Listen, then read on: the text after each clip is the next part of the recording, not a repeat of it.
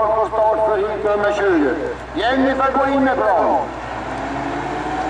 Och Jennifer och Pernilla tar starten. Har man sett på maken? Pernilla tar starten.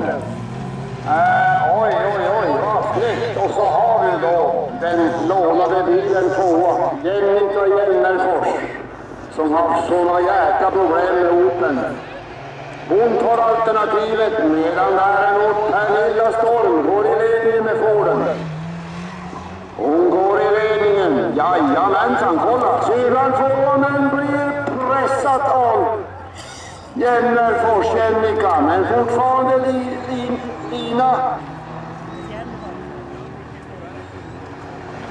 Lina Storm tvåa, ja. Jennica trea. Pernilla Storm och Lina Storm, rätta tvåa från BK-rullen. Upp på väg på körvar 2, halvvägsgången, och så har vi Jennica trea.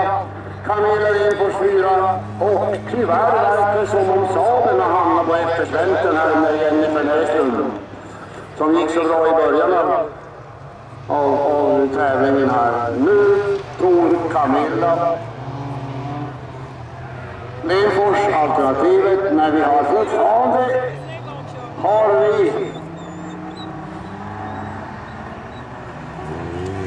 Pernilla Storm i Forden, Jennica 2, Lina 3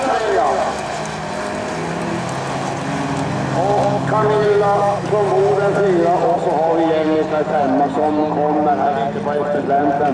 Men vi är inne på sista varvet. Och fortfarande i ledningen har vi Pernilla Storm.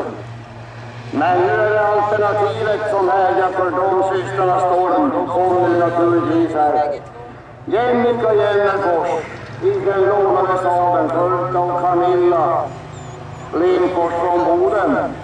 Och där fick Lina en rejäl kvarställare på benen, men i segerläge har vi Jennica Hjelmerfors, Camilla Lindfors,